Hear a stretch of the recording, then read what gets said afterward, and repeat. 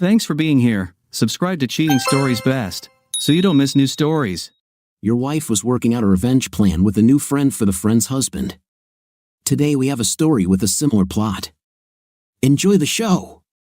Currently, it's 11:30 in the morning on Wednesday, and my car is parked directly opposite the Piccolo Motel. I'm waiting for my wife to arrive, with whom I've spent 3.5 years. Today at noon, she's supposed to meet Glenn Evram in room 145. Glenn was one of her old school friends, and I know him quite well. Actually, he used to be my friend too until recently, but these things happen, don't they? Glenn was Emily's first true love. They dated throughout high school, and he was the one who took her virginity after graduation. I was there that evening when he told the story, boasting about how easily he got her. He told us about it one summer evening after work, right after we finished school. I heard it as if it were yesterday. He said, "Guys, I hooked up with her after graduation." She changed into her graduation dress at her cousin's house. She was wearing a black Harley-Davidson t-shirt and a pair of incredibly short cut-off jeans. Yeah, she was beautiful. She had long chestnut hair, big green eyes, lashes that went on forever, a beautiful little chest, and a tight butt. I told her we were going to Jed Nelson's party after graduation, but first, I wanted to stop for a few minutes. I told her I wanted to talk to her. I sort of hinted that I was going to propose to her. She was already in the mood, so it wasn't hard for me to slip a few ecstasy pills into her beer. Within a few minutes, she was ready to party and let loose. Of course, you guys know she was a virgin. God, she was so tiny, almost hairless, just a tiny fuzz. She was 18, but I expected something more. At first, she tried to stop me, but I kept persuading her, and eventually, she gave in. She enjoyed it. I knew she enjoyed it because she cried and made sounds. Then she sat on the blanket and cried. She didn't say anything, just cried. Finally, she looked at me and asked what I was going to say. I forgot, so I told her I had enlisted in the Navy and would be leaving at the end of next week. I asked her to wait for me. She stopped crying and said she would think about it. After that, I took her home, kissed her goodnight, and left. We never made it to Jed's party. I remember how he told us his stupid story. I was there, as always, hanging on the edge. My heart was breaking when I heard that Glenn, Emily, and we all grew up together. We attended the same high school, elementary, and middle schools. Glenn was everyone's favorite. He had charm, money, athletic abilities, and, of course, the attention of all the girls. It's interesting that he never really succeeded. He played on the football team but got fired. Tried basketball but cut himself. Played baseball but couldn't hit the ball. He always had a reason. In football, the coach was an idiot. In basketball, the smaller guys kept elbowing him, and in baseball, he said the umpires were always idiots. However, he always got the girls. He was voted homecoming king in our senior year and was voted the guy most likely to be remembered in the yearbook. I also did some sports. Oh, my name is Wyatt Templeton. Yes, I went to football games and made the team. I missed basketball but made the volleyball team and played on the varsity lacrosse team all 4 years. In the spring, I guess it was a matter of body type. Glenn was a big, strong guy. He lifted weights. I'm skinny. I've always been skinny. I couldn't compete with the bigger guys in football, but damn, I could run. In the winter, the coach found out that I could jump. Well, this led me to the volleyball team, and of course, lacrosse was my thing. I played center field. Yes, Glenn had girls and somehow got famous. All I got was a lot of letters. Glenn specialized in partying all through high school, and he was a master at it. I wasn't that gifted. At first, my mom and dad had 5 kids, so personal cars and trucks just weren't on the menu. Although I didn't have many dates, I always borrowed my mother's rusty Cavalier if I needed a car. As soon as we graduated from high school, Glenn went to Penn State. His parents had money. I stayed in high school and received a partial scholarship to a local state university. It didn't get me very far. I had to promise to teach on staff for 3 years, so I ended up becoming a public school teacher. To be a school teacher means to take a vow of poverty. I don't know why, but I stayed with it. It's probably because I love children. Glenn graduated from the University of Pennsylvania, went to law school, and ended up working at a large law firm in the city. He says he's making a ton of money now, maybe 5 or 10 times more than me. I look at my watch, it's 11:40. Soon, I will find out one way or another whether I have a wife and family or not. This sucks, this really sucks. So Glenn went to Penn State, and I stayed home. I've always been partial to Emily. This is Emily Colleen Templeton. Emily graduated from high school and went to community college where she took several classes in computer programming and software. I never understood any of this. Computers are like my car to me. I know where the gas is, how to start it, and I have enough sense to brake if I hear something I don't like. Oh sure, I've read all the books and brochures on car maintenance. I know how the damn things work, but cars are like plumbing to me. Trying to fix it only makes things worse. I remember the first time we moved into our house, Emily needed a dishwasher and a new sink and countertop. I read, bought the equipment, and decided to install it all myself. It shouldn't have been that hard, it's all written out. I tried. I really wanted to. I just couldn't get the damn copper pipe to stop leaking. Emily called Daddy, this is her dad. He came and took care of it. I remember him tapping me on the shoulder and praising me for trying. Emily made coffee, we all drank a cup while she told me how proud was of me for caring enough to care. I felt stupid, I just couldn't do anything right, but in a way I felt good. I like this praise. Glenn went to Penn State. He made a name for himself, he became president of his fraternity and a Nene Lions fan. I also made a name for myself after my freshman year. I was on the dean list every semester. I did this and also worked part-time all year. Glenn came home every summer, he took his summer vacay and went to the beach where he surfed and had intim with every chick he saw. I tried to arrange a date with Emily. It was the summer between our first and second years. She and I have always been friends. It seemed like we were chatting and hanging out as childhood friends. Honestly, I've always loved her. I kissed her once when we were in middle school. I remember how she blushed. I almost wet my pants. Imagine I had the nerve to kiss Emily Cochran. It was like climbing Mount Everest. She blushed, then kissed me back, but then she made me promise not to tell Glenn, and I felt sad. I almost went and did something stupid just before she made me promise. I almost told her I loved her. What a fool I was. How about my big date with Emily? She finally agreed to go on a date with me. Okay, I finally got the courage to ask her out. She said yes. There was one really fancy seafood restaurant just outside of town. It was called Sailor's Harvest. I thought I'd take her somewhere special to eat, and then we'd go back to town to see the play. I really thought this could be cool. Remember, I said I don't know much about cars? I bought a used Hyundai. It had a lot of mileage, but the seller said the engine ran like clockwork. He said it would probably go another 100,000 miles. I bought it, and everything was great for 2 weeks. I took Emily's hand. God, she looked amazing. She was wearing a pale blue mini dress, nylon stockings, and high heels. Emily is 5 feet 6 inches, I'm 5 feet 11 inches tall, and Glenn is 6 feet 4 inches tall. The heels made her a little taller than me.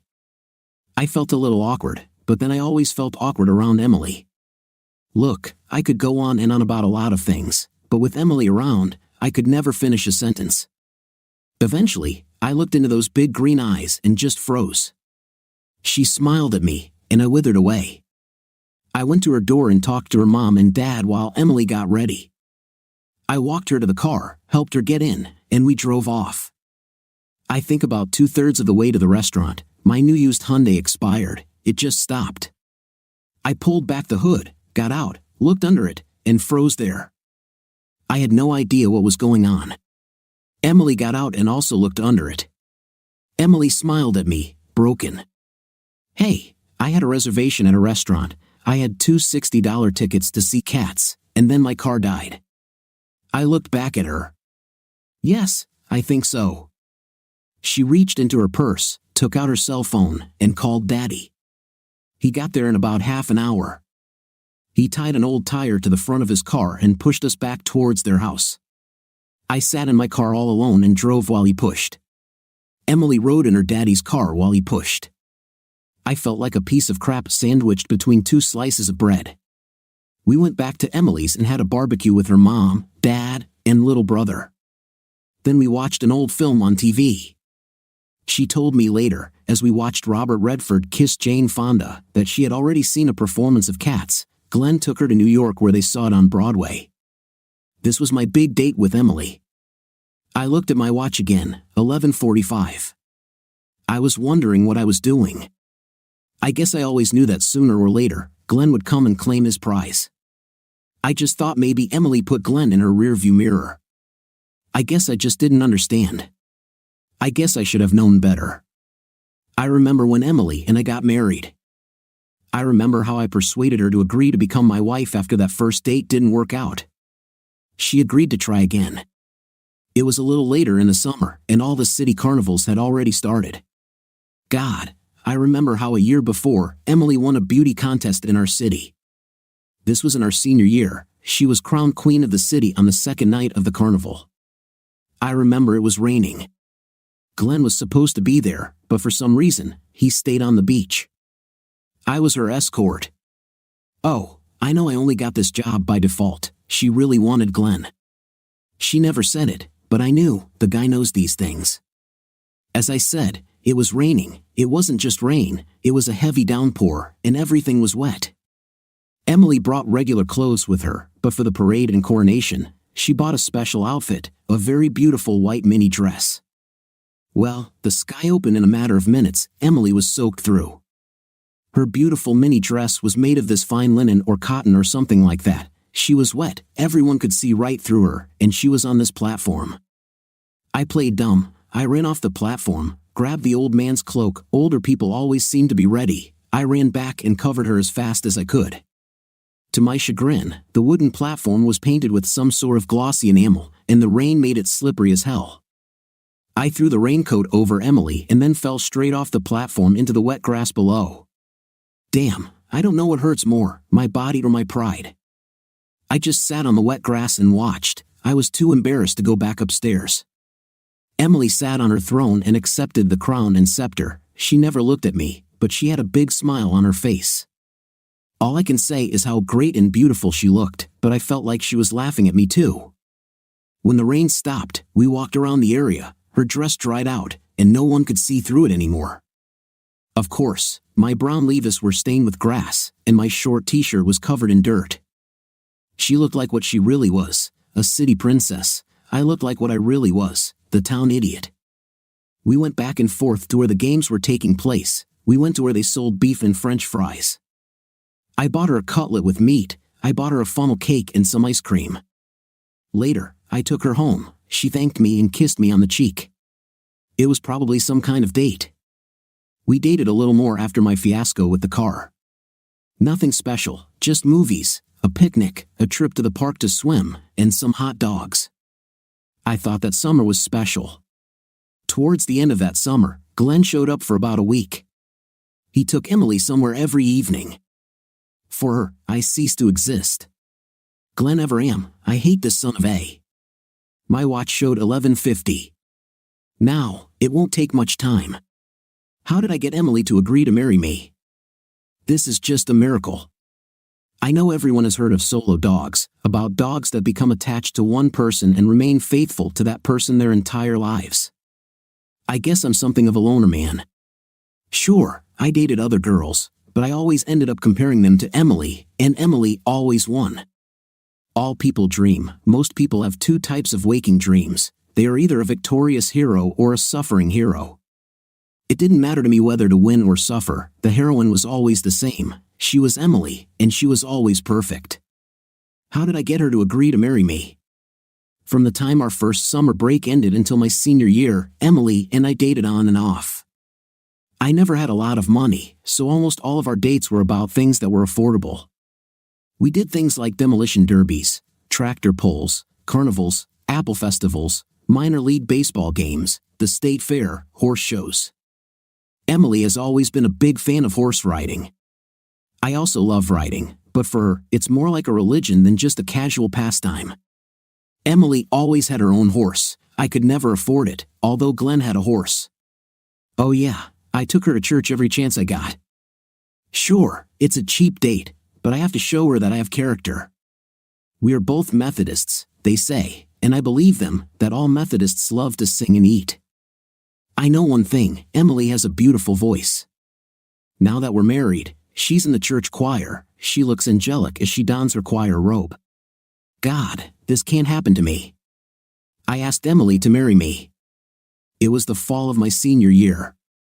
Emily had already finished school and was working for a local software company. She traveled around the area repairing damaged computers. She started writing her own programs and even started inventing her own games. Don't ask me to explain any of this. I have already explained my position on technology. Glenn was in his senior year at the University of Pennsylvania. He was a constant thorn in my side throughout college. He would be away almost all the time, then he would come home, ask Emily out on a date, and she would go out with him. I felt like I was always second. Glenn didn't come home alone for Thanksgiving. Her name was Mara Ashcroft, and she was a rare treat. Long blonde hair, delicious-looking chest, amazing fifth place, brown eyes. She was great. Glenn brought Mara home to meet his parents and all his friends. He told everyone that this was the girl he was going to marry. They'd already chosen a date, immediately after its release. That's it. We congratulated the happy couple. Emily kissed Glenn and Marcia in congratulations, and so did I. Well, I shook Glenn's hand. Once Glenn and Mara were gone, I got to work. I finally believed that Glenn Everham was gone. Now it was my time. To be honest, there were other guys, but I was pretty sure that after Glenn, I was Emily's number one. I went to the mall, bought a ring, and planned my pitch. I thought I'd do it at her house. Her parents had a large modern house with a beautiful club basement.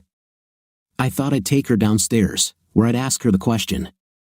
Her brother was in high school, so I figured he wouldn't be home. It was Friday evening. I called Emily and convinced her to come downstairs, where we could play video games. It was always an easy sell since she usually won. We went downstairs. His parents and brother were upstairs. We went back to the playroom and sat on the couch. The big TV was right in front of us. I got down on one knee and pulled out the ring box. I opened the tiny box and took out the ring. I said, "Emily." She interrupted me. "Oh no, you don't." I was a little taken aback. I thought she was going to tell me off. I said, "Well." Emily pulled me onto the couch and said, "Kiss me." So I kissed her. While I was kissing her, she began to unbutton my shirt. I heard their conversation as clear as day. That night, I became a man. I was 21 years old and had never had a woman. Yes, I was an untouchable. It was the most amazingly wonderful night of my life, and I thought it was the same for her. We walked slowly, we kissed, cuddled, and hugged each other.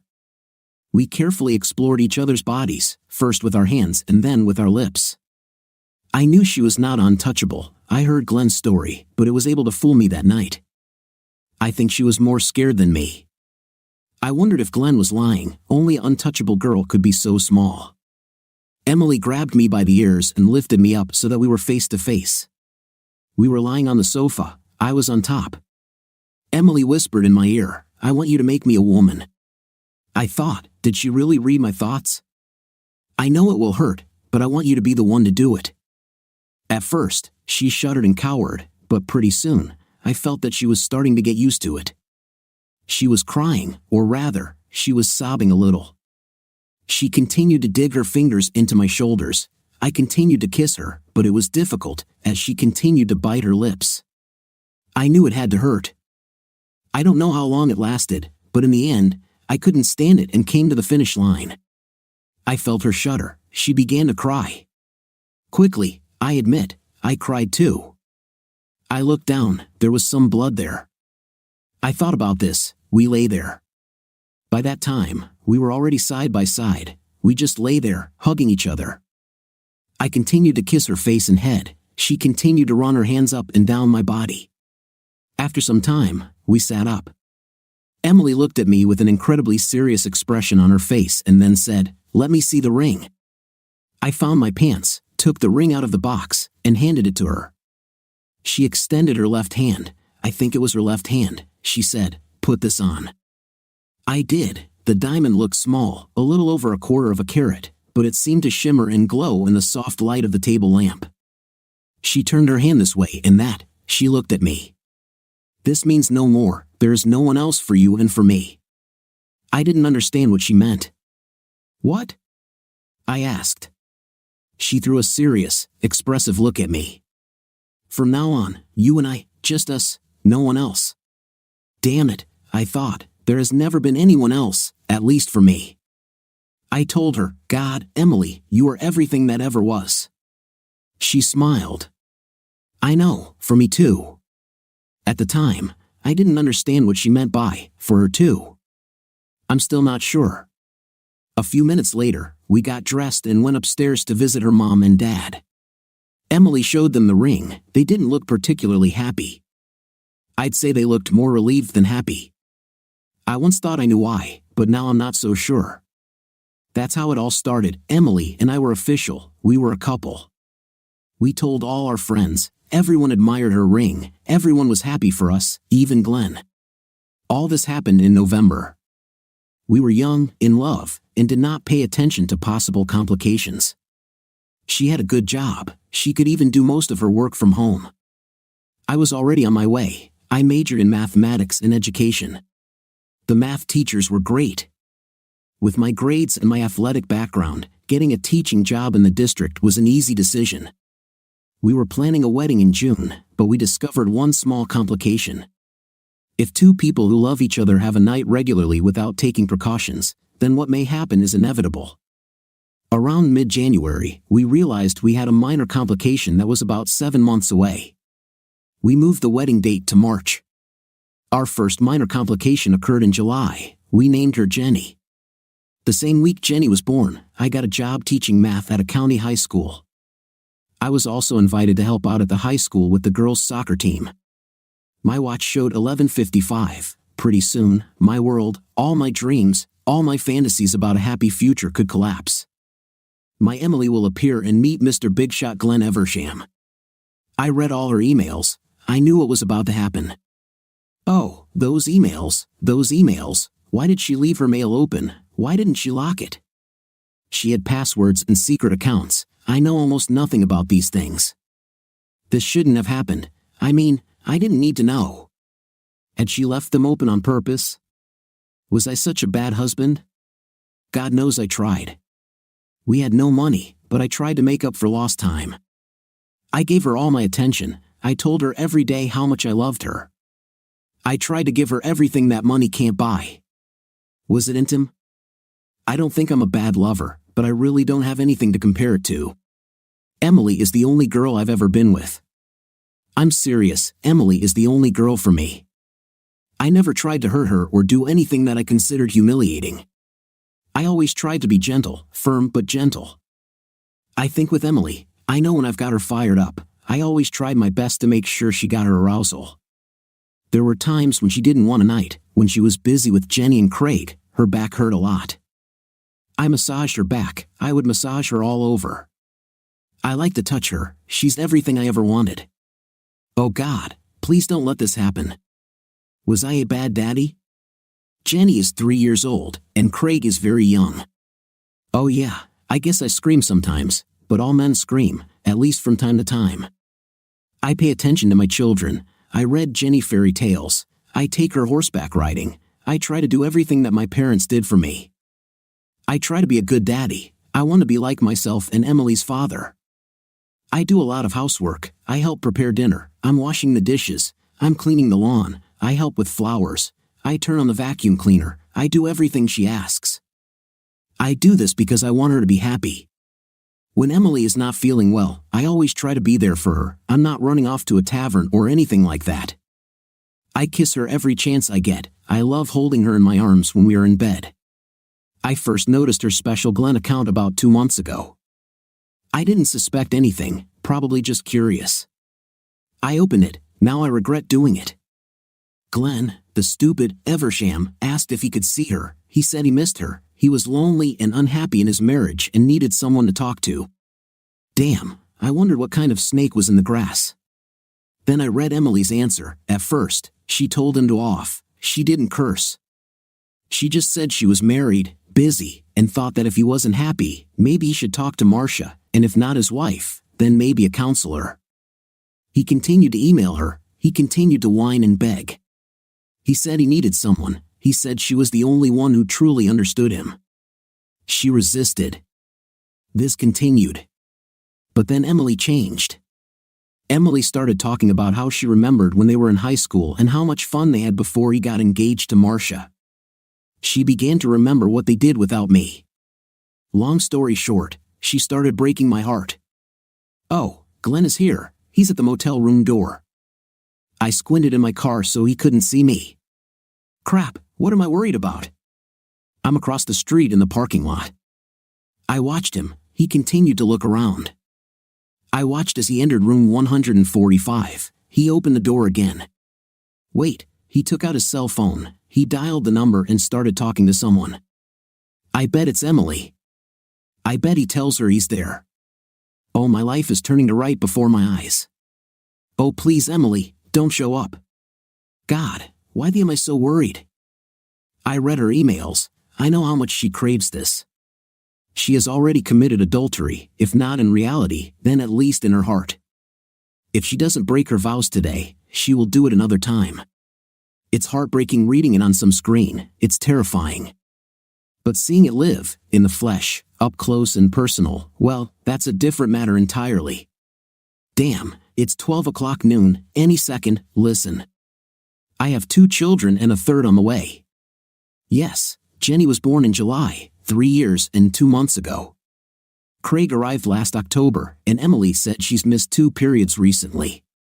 These are 3 children, 3 kids, with the lying, cheating. No, I can't say that Emily would never, but here he is. He's over there. It's all because of these letters, these damn letters. I wish I had never read them. I'll give her credit. At first, she fought him off, then her voice became interested, and then she started talking about his wife, Mara. Emily kept pestering him about his wife. She said neat things like, "What about your wife? Why do you want to do this to her? Wouldn't it be better to talk to your wife? Mara loves you. I know you should talk to her, Glenn. You need to say something to your wife." He always had an answer. He said that she didn't understand him. He said he never loved her the way he loved Emily. He said he thought Mara was cheating on him. I have to give Emily credit. She fought for Mara. She couldn't have done it better, even if it were Marcia herself. In the end, it didn't matter. Last week, Emily gave up. She agreed to meet him, and here we are, where we are. My marriage, my life, and very likely Glenn and Marcia's marriage will end soon. Look, I wasn't messing around. I talked about this with my father. He agrees with me. He, like me, believes that when a man and woman agree to get married, they give themselves to each other. My heart, my soul, my life's treasure, and my body are no longer mine. They belong to Emily. Emily must understand that I don't want to enslave her, but she has made the same commitment to me. What she said, there is no more, there is no one else. Her heart, soul, and body belong to me, just as mine belong to her. She can't do my honey justice. She can't make a fool of me, a cuckold. I won't stand for this. I will pay her alimony and child support for the rest of my life. I will live in poverty, but I will not be betrayed. I look at the clock, it's 12:15 now. Glenn was at the door 3 times, Emily is late. I'm interested. I think he's interested too. I'm praying, maybe she won't show up. If she doesn't show up, I'll deal with her. I'll ask her about the emails. I'll try to make her see, make her understand. We can get advice. God, I love her so much, I'd rather die than live without her. As I thought before, I am monogamous. I can't live without her. Being without her is like dying. Oh please, Emily, stay home, don't show yourself. But what if she does show up? I know the answer to this question. If she comes, it's over. I won't accept this. I'll move out of here. We'll get divorced. I won't live like some weak-willed loser. I'm just not wired that way. Oh please, Emily, don't come. God, it's 12:20. This is killing me. I have to find out. I need to call. I grab my cell phone and dial Emily's number. It barely rings once. "This is Emily," she says. "Yes," I say. "Oh, it's you, Wyatt." "Emily, what are you doing?" "Where are you?" "Wyatt, what do you mean?" "You know where I am. I'm home." Jenny is in her nursery, in the living room. Craig is upstairs sleeping. "I'm ironing one of your shirts." Then there's a pause. She asks, "Where are you?" "Shouldn't you be in class right now?" I answer as decisively as I can, "No, Emily. I'm in my car. I parked it in the lot across from the Piccolo Motel." I watch Glenn Eversham walk in and out of room 145 as if he's looking for someone. "Tell me, Emily, are you sure you're home?" I'm listening to it. There is silence for a moment on the other end of the line. "Damn it, I got her." "Wyatt," she says, "I ask you to hang up your phone. I want you to wait there. You know I love you, you know, of course, that I would never do anything that could hurt you or jeopardize our life together. Trust me, just wait.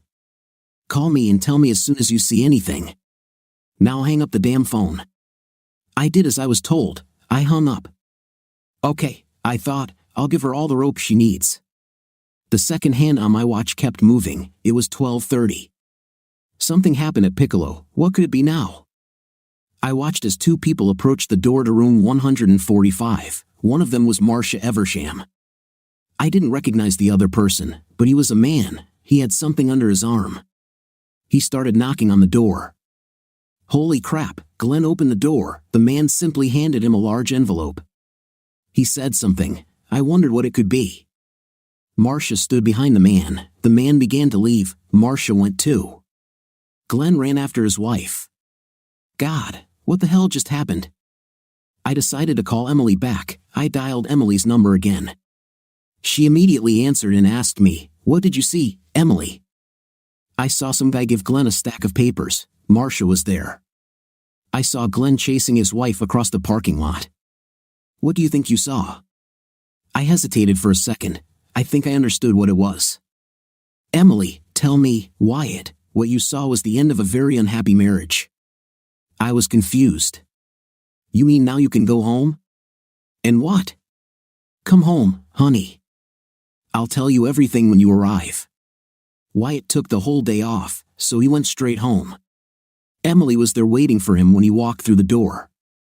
He arrived home just in time to see Emily's mom loading his little kids into her minivan. They waved to each other. Wyatt came in. Do you want to tell me what happened today?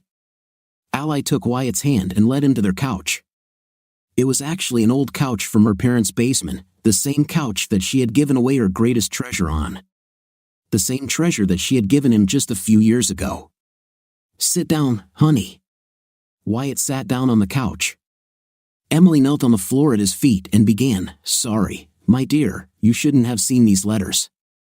"I guess that's where it all came from," he replied. "Yes, I didn't want to, but I read." She squeezed his knee. "Let me explain. A few weeks ago, I started receiving letters from Glenn. He wanted to see me. It's not hard to guess what he needed." Wyatt nodded. "I tried to get him to stop, but he kept emailing me. So, I had an idea. I called his wife, Marcia. They had been at loggerheads for quite some time. Glenn was not a very good husband." Emily squeezed Wyatt's knee again. "He's not like you, honey."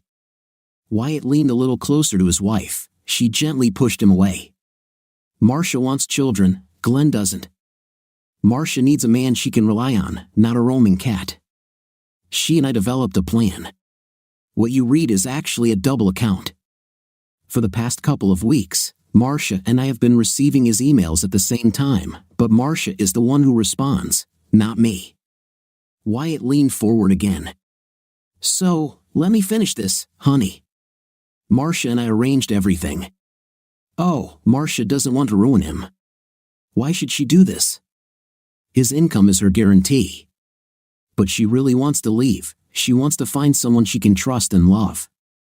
We already talked about this. She wants someone like you. What you saw today was Marcia's exit visa. I'm sorry, I never thought to tell you. It just never occurred to me that you would consider it so important. What can you even think? Oh, my dear, you and we are a team. God, I'm already diligently making our third child. Wyatt was angry and upset. He was embarrassed and torn inside. Emily, all my life, I felt like number 2 when it came to you. All those years in high school and then college, it seemed like Glenn was first in your heart. I've always been second fiddle. I was so scared, I thought I finally lost you to him. Emily stood up and began to unbutton her husband's shirt. Wyatt, you are a stupid, wonderful man. Remember when we were in high school? Cool, Wyatt nodded, brushing away a tear. You remember all those stupid football games, those stupid lacrosse games? Wyatt blinked back another tear and nodded. Yes, I think so. Emily continued, I remember our first real date. You arranged everything so perfectly, a good restaurant, tickets to see Cats. Everything seemed right, and then your car died. I felt so sorry for you, I just wanted to squeeze you in my arms. You looked so helpless. My father was proud of you because you allowed him to help you. He knew then what I felt. I thought, Emily stroked her husband's cheek, you thought wrong, Wyatt. I've always loved you, you have always been first in my heart. Do you remember all the carnivals? Do you remember how I was chosen as the queen of our city? You were so heroic but so clumsy, you gave me a cloak, but then you fell right off the platform. You were great, maybe stupid, but wonderful. Every girl in town wanted to be with you, but I had you. But what about you and Glenn? On prom night? Emily took off both his shirts and unbuttoned his trousers. Did you believe this bragger? You know very well when I gave up my cherry, you were there the night it happened. Damn, Wyatt, it was on this very couch. Wyatt, it was always you, only you, no one else. Wyatt moved to make it easier for her to take off his pants. Your parents that evening, for what reason? She pulled down his pants. Wyatt, do you remember the evening when you gave me this ring? She raised her left hand, he nodded. Do you remember the expressions on my parents' faces? Yes, I remember, Wyatt, they were happy, it was the happiness and relief you saw. We've all been waiting for you for 3 years. Ever since you went to college, Mom, Dad, and I have been talking about this for a while. It seemed like I would have to ask you myself, but you finally did it yourself. So, then, when your brother started coming down, honey, they knew. My brother didn't know, but they quickly stopped him. Wyatt, I love you, I've always loved you. I loved you in elementary school, in middle school, all through high school, then when you went to college. She smiled and said, we'll go upstairs and make love. Then we'll get up, get dressed, and go to my mom and dad. We ate some chili. Why? Then, after that, we'll live happily ever after. And so it was.